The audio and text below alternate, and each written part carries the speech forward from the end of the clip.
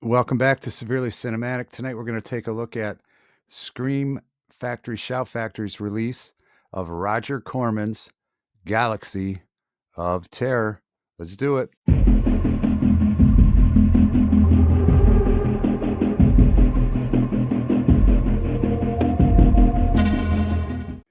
All right, welcome back in from the intro. Like I said in the intro, and like it's in the thumbnail, tonight's movie we're going to talk about is Roger Corman's Galaxy of Terror. Now, the movie did go through different titles. Quest was one of them, which was Quest was the ship in the movie.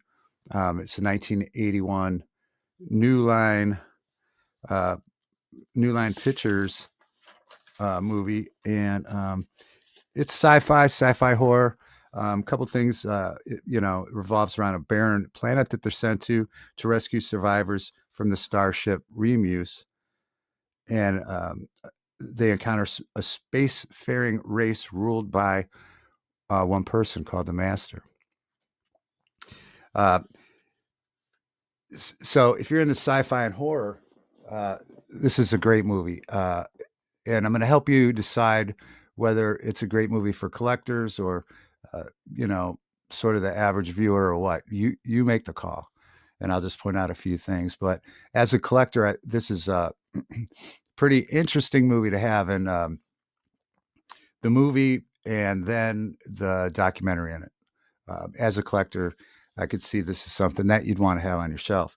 All right, so it stars Edward Albertson, Aaron Moran, Ray Walton, Robert Englund, Sid Haig, Grace Zelinsky, and then Taffy O'Connell as Damia, and others. So right there, you have a cast like that, and then you have produced by Roger Corman, and then James Cameron did a visual effects and some production, and Bill Paxton worked on it. So all these people, all these talented people, you would think that, like, especially the dialogue, you could just throw, quotes and lines in a hat, and they could just pick them out, and and it would be awesome, right? Because what a crew! But um, Sid Haig requested to be a mute, so there's one person that's down from lines, but you have all those other great people that are talking, and this was ultimately directed by Bruce D. Clark. We'll take a look here, and then we'll talk about the controversy that kind of surrounds this sort of like disappeared Roger Corman movie. And I think it shipped out on the 11th from Scream Factory, so these are available. Oh, my watch is talking to me. There's the artwork for the slipcover.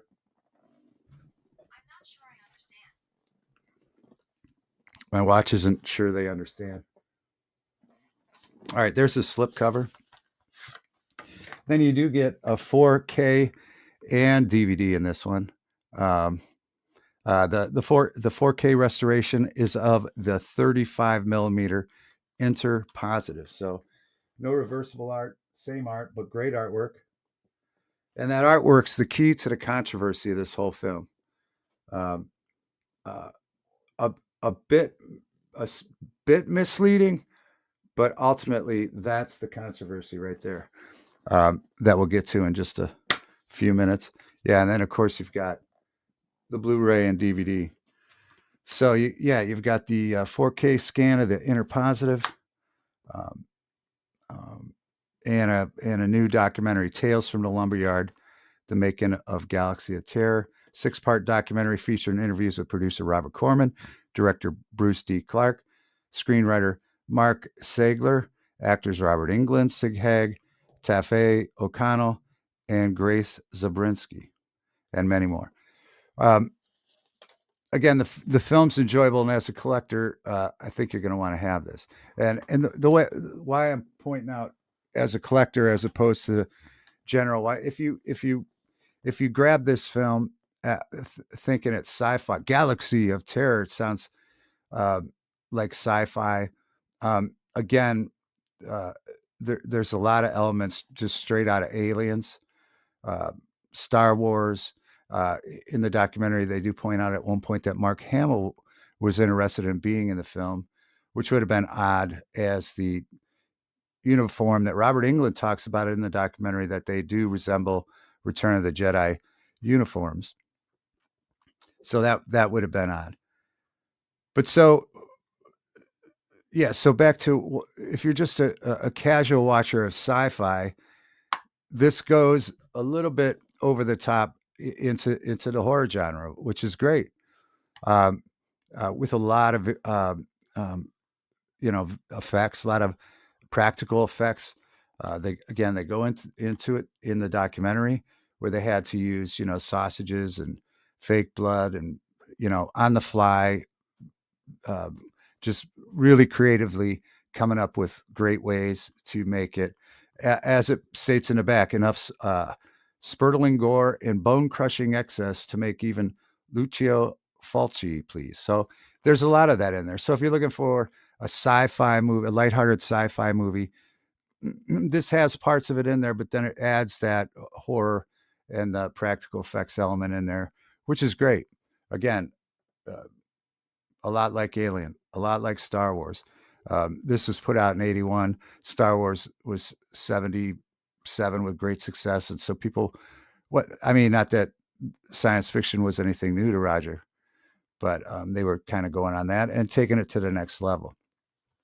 So in this film, the crew, each of them, rather than having one monster, right, that they're fighting, it's kind of it's an this is what makes it really interesting, is that they they're fighting their own demons, their own fear. So they, in their mind, uh, actually create their own monster that they're fighting, and so each of them, each of their demise comes from their own brain, right?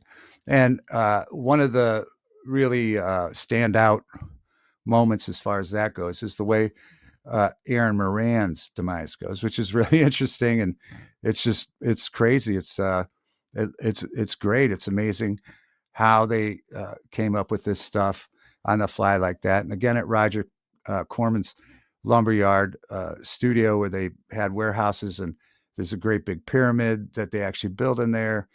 Um, you know, inside hallways in a starship that they actually built in there, and overnight they would build them and come and uh, uh, shoot the scene the next morning.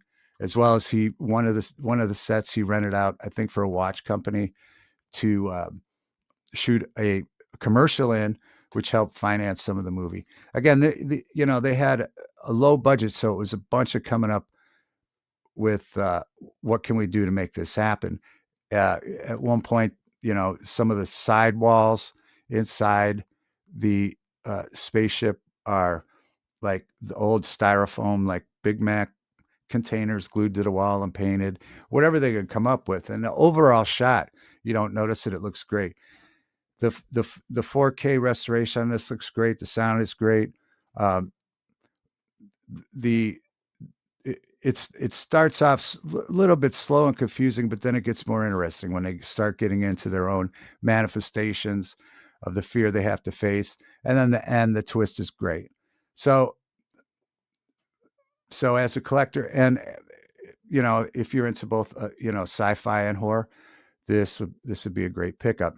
And here's where the catch is. Here's where people were torn in a documentary. Some of the writers came to Hollywood, and then they founded the New Revolutions, and then they had trepidation about continuing, but they had to pay their bills, and they just moved to Hollywood, so they decided just to do it. The director said he would never direct another horror movie again. One of the writers isn't pleased with this, and it revolves around Tafe O'Connell, and I hope I'm saying it right, but she plays Demia, and it's in my notes, but that's close enough. If I'm wrong, someone will correct me. But anyway, this is where the controversy comes, because they stuck a part in her demise sequence, and I'll have to be careful how I say this, but in her demise sequence, it's of a caterpillar, and then it grows, and it grows bigger, it grows, and all of a sudden it's huge. this massive um, caterpillar that is, let's say, relationshiply aggressive with her. You know, I don't want to say the other. I think you guys could read between the lines on that, right? So that happens, and so I think a lot of the cast and writers were thrown off by that. That was thrown in there, and then that's when the nudity was in. And I think the director wouldn't even direct that scene. So oddly enough, Rodger Corman was on set that day, and he directed that scene. And they had to cut a lot of that scene out to, um, drop it from an X rating to an R rating. So it's when you're watching the film, it goes through, and you're kind of like, wow, I can't believe this, but it become. I mean, when you sit and dissect it, I guess it does become sort of an egregious thing, and it kind of threw some people off, and maybe that's why it was buried so much, but also has cult status, and seems like it's gained a momentum around, because people just couldn't see this. I think it was hard to find this film anywhere, maybe old copies of copies, but now it's out. Galaxy of Terror on 4K from Scream Factory. But so that's why I say the difference. I think because of the controversy there, that's why I say as a collector, I think it's something that you absolutely want to have. And the documentary is well worth it. As somebody, if you just want to watch a light sci-fi movie, Galaxy of Terror is not it. If you're into horror, and then the scene that I just sort of tiptoed around, it's great. But it's a great movie. If you're a Rodger Corman fan or a sci-fi fan or horror fan, it's pick it up. It looks great. It looks really great, and it's the first time I had seen it, so I'll go back and watch it again. But again, the documentary, as always in these films, are what makes it great to collect, and then also great artwork.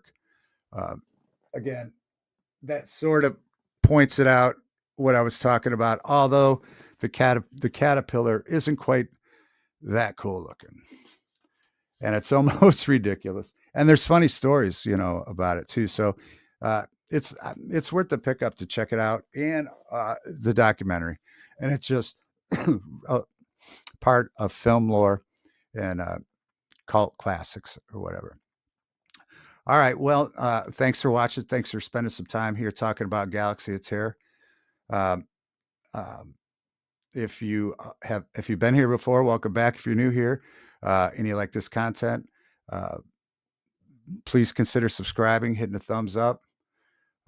Most of all, have a great day, and we'll see you next time on Severely Cinematic.